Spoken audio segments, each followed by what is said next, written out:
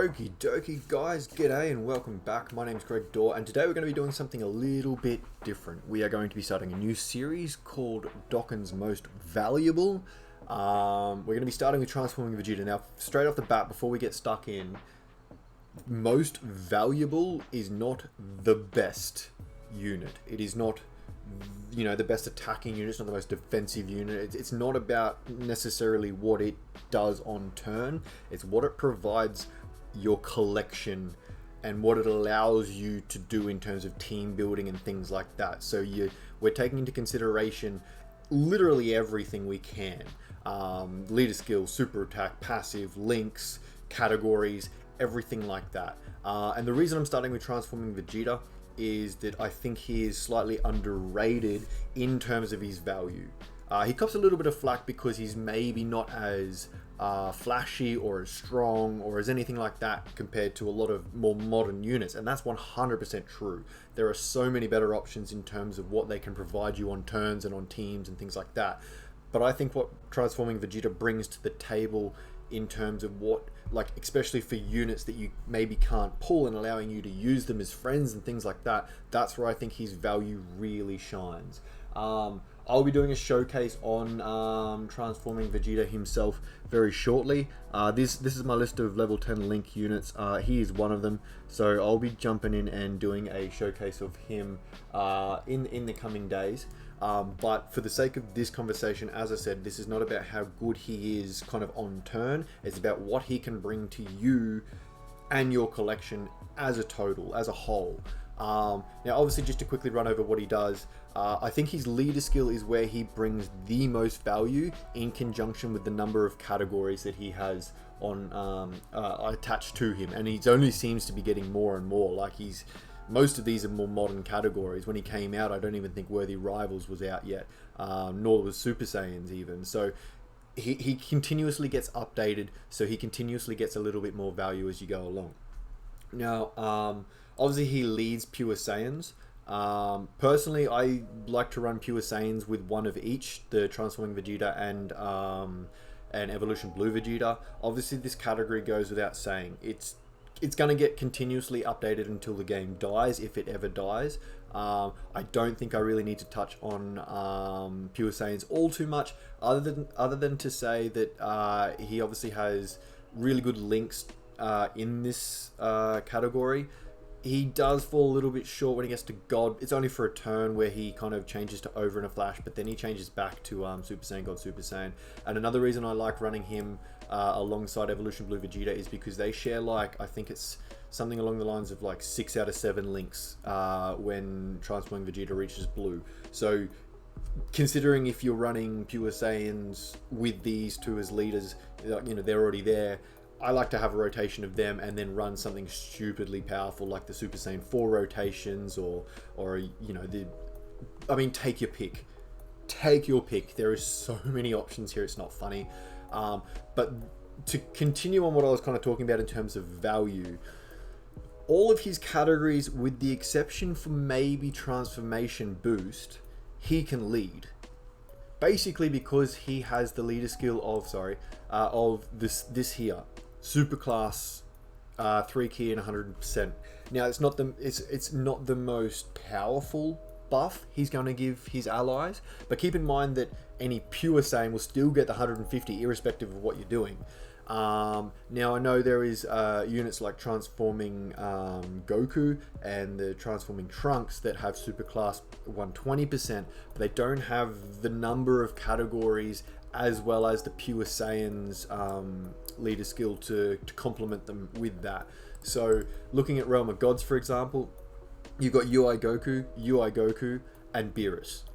All of them, well, these two are Pure Saiyans, so running Transforming Vegeta as your leader, if you don't have, sorry, I'm skipping through the wrong ones. If you don't have either of these units and you want to run, say, Realm of God Super Battle Road or something like that, you can. These are Pure Saiyans. They're going to get the 150% buff anyway.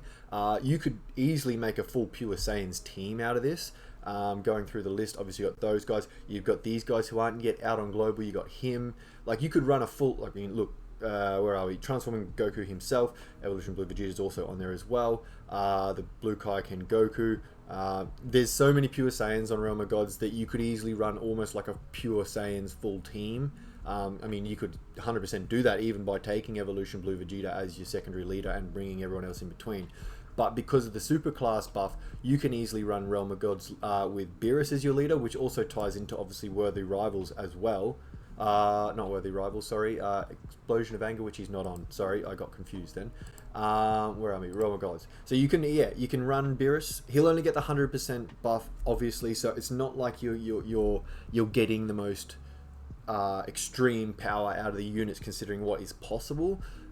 But if you haven't pulled Beerus and you want to run Beerus, Transforming Vegeta's been out for what, 18 months now? When did he come out? Sorry, 18th of March. So honestly, yeah, just over 18 months he's been out on both versions. So there's a really good chance you have Transforming Vegeta. If you run Beerus, you take him. Look at all the options you can take out of just super class.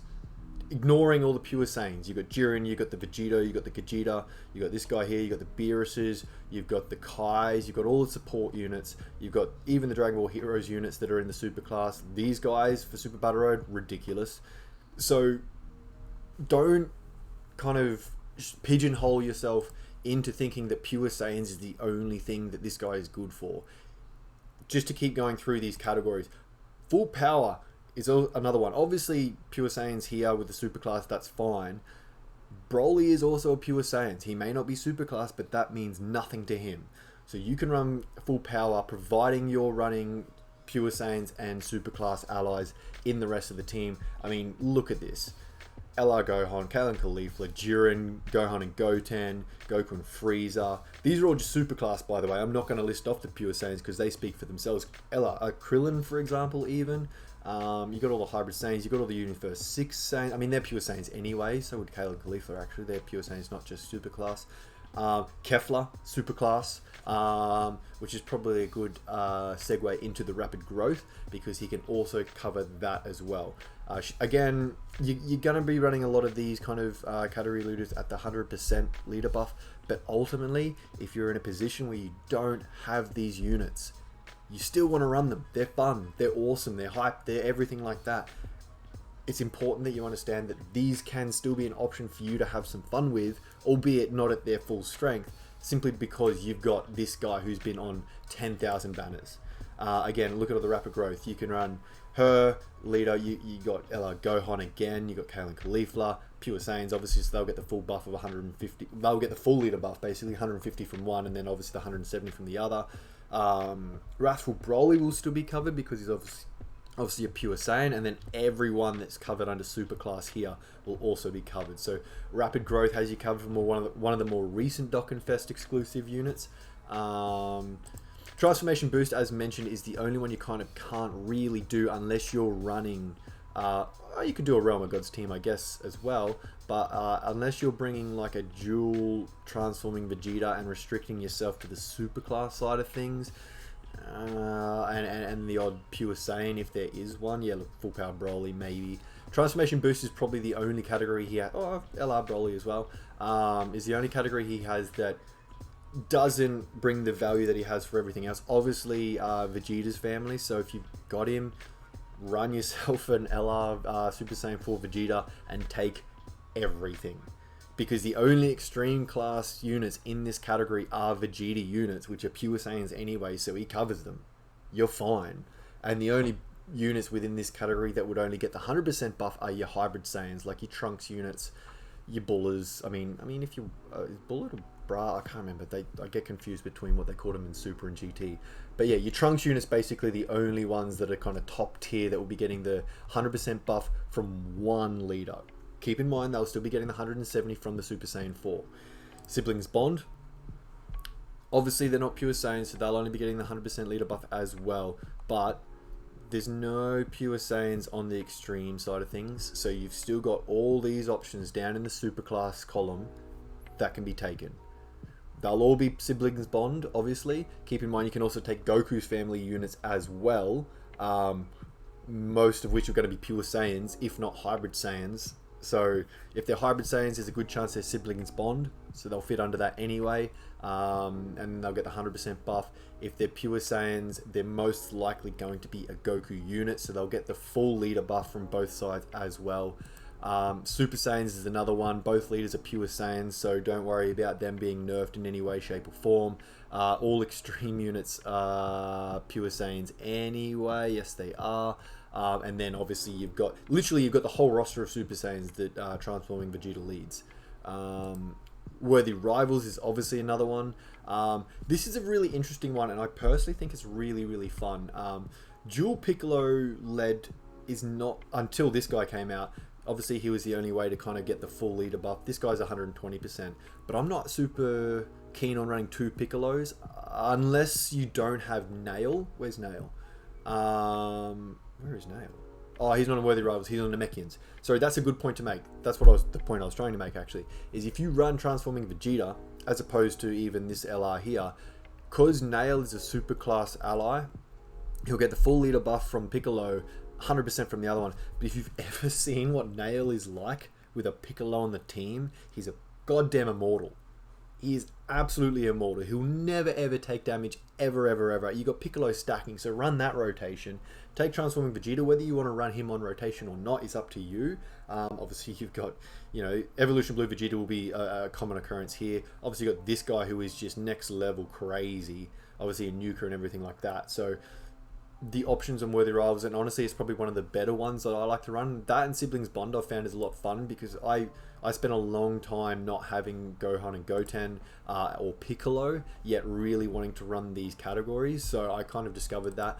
Bond of Master and Disciple is another option as well. Now, this is one of those ones where Transforming Trunks might be a better option. However, if you don't want Gohan to transform and you want to maintain his support type passive, Transforming Vegeta is going to be your way to go. Just avoid taking any Trunks on the team as well. There are literally no... there are extreme type allies here, but honestly, who cares? Chump is fine. He's a support type for Universe 6, so I mean, I'm not sure how many Universe 6 units you're going to be running other than maybe Vados, who is kind of tailor-made for him as well. Obviously, that's an option for you, but you can't really run him under Transforming Vegeta. And Vados is going to be quintessential on this team, because for the Vegeta units, especially the Realm of Gods Vegeta units, she gives 60% attack and defense in support, so I'd be running her anyway. And with a 50% chance to dodge, her defense isn't really going to come into too much question. I mean, it could, obviously, but given she also lowers attack, depending on the event that you're in, she's going to go mental.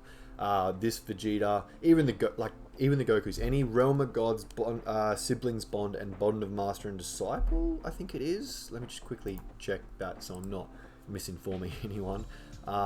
Yeah, Bond of Master and Disciple, Siblings Bond, and Realm of Gods. Obviously Universe 6 as well. So Realm of Gods, Siblings Bond, Bond of Master and Disciple, all your Vegetas that are obviously Realm of Gods have those 3 categories.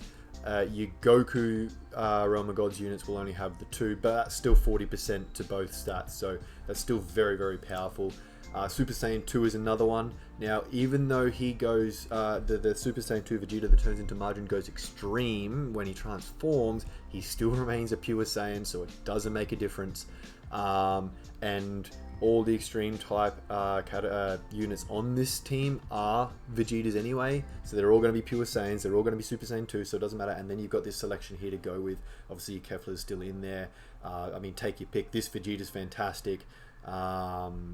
This Vegeta, obviously, LR Gohan and Kalen Caulifla we've already discussed. I mean, take your pick. We've already touched on rapid growth, and not to mention that, unfortunately, for whatever reason, this Dokkan Wiki doesn't lay out superclass or types the way they do with the categories, which is disappointing. But you can also keep in mind that any... this is not going to be the full list either. Transforming Vegeta is going to be one of... If you're struggling for kind of units in Super Battle Road, for physical Super Battle Road, the type, super physical, it's not going to be a bad leader. At worst, your unit's going to be getting 100% buff, which, unless you've got one of the 120% leads or one of the easy A's that give the 120% buff, that's really not all that... You're not nerfing your team all that much. I would I mean, in the normal battle, Super Battle Road, Super Physical, he will be more than fine. In Extreme Super Battle Road, you might find that he gets touched up a bit, so you probably want to float him off, if I'm honest. I personally built mine with full additional to sort of maximize the defense stacking prior to him getting to blue. That's just a personal choice, though. Obviously, do whatever you like. That's just how I like to build mine. If you want to go full crit, then go nuts. Doesn't really matter. But I just wanted to, I wanted to bring that to your attention because on all those categories, there are so many Super Saiyans, Fierce Battle, Prepared for Battle, the amount of godly power and warrior gods and things like that. There's plenty of Vegetas on most of the categories that we just looked at. So Royal Lineage and Prodigies aren't going to be all that far in between the units that you're picking. Saiyan Pride, Golden Warrior, things like that. So with all the banners that Transforming Vegeta's on, and as sick of them as we are, we don't want to see him on another one. I mean, some people do, because some people have just been simply unlucky and never pulled him. So I mean, his presence is still, I think, not to be negatively viewed when he appears on a banner. I think it's, although like those of us who are probably watching this or any other kind of content creators, I mean, Truth's pretty hard on this guy when he comes onto banners as well, which is fair. Like, he's been on so many that it's easy for us who have been around for a long time to kind of get sick of it. But for the health of the game and for new players in particular, having this guy appear as often as possible with the value that he brings to an entire collection, I think is incredibly important to understand, and something that I really feel like needs to be kind of pointed out, which is the point of the series that I'm starting called Dokkan's Most Valuable. I will be doing this for other units as well, units that I feel like maybe potentially are underestimated in terms of the value that they bring to a collection. I cannot stress this enough, though, upon signing off this video, is that this is not a video of me kind of saying, oh, anyone who thinks this unit is bad needs to shut up or whatever. He's not the best unit in the world. I'm not trying to say that in any way, shape or form. He's not going to be the highest performer. He's not going to put out the most damage. He's not going to tank better than, you know, half the units in the game. He's very good as a tank, by the way. Of the earth shattering units, the Frieza, the Goku, and the Vegeta, he's the only one that actually retains a defensive buff in his final form.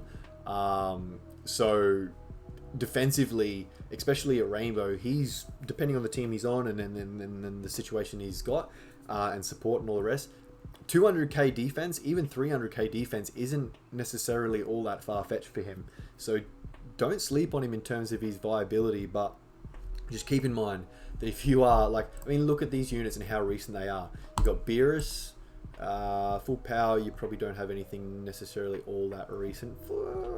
No, same with that. So Beerus came out March in JP, only recently on Global. What's this, Super Saiyan 2? This guy's recent. Kefla's recent.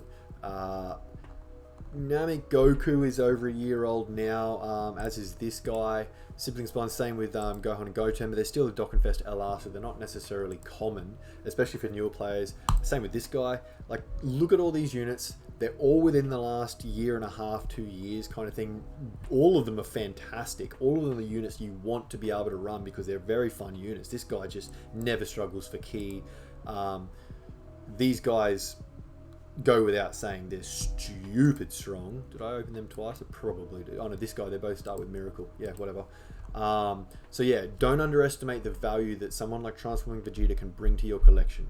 Like worthy rivals. This is the collection that I really have fun with. Because obviously you've got the Namekians for Nail as well, who will get 170 across the board, so he'll get 270 across the board. Now, I know that doesn't seem like an awful lot, but for a unit that's going to stack defense here, and for Nail that stacks attack and defense, Piccolo's attack is going to seem quite underwhelming, running the team formation that I'm kind of suggesting. But with the stack of attack as well on Nail, and the absolute immortality of Nail, allowing also the active skill to be available to you with Piccolo, mate, it's still a really, really fun team to run. I do have a video from probably about a year ago, not even quite that, of me running that team. Obviously, there are more options for you to take as well now. But yeah, that's something I would certainly suggest to consider. I had a lot of fun doing that anyway. But that is Transforming Vegeta. That is He is one of Dokkan's most valuable units, in my opinion. Again, he's not one of the best, but I feel like he brings some of the most valuable possible to your collection, to your box, to the options that you have for units that you may not have ever pulled. So let us know what you think in the comments down below. What are some of the team formations you've been able to sort of run with transforming Vegeta, and something that you may not have thought of, if I've given you any ideas, and some of the successful runs you may have beaten missions because of this. I hope so. If you have, let me know in the comments down below. As always, in YouTube videos and things like that, do the stock standard stuff, like, subscribe, and head over to Twitch and follow and all that. It's all free, so it'd be great if you could do that. If you don't want to, by all means don't. I'm not your dad. I'm not going to tell you what to do.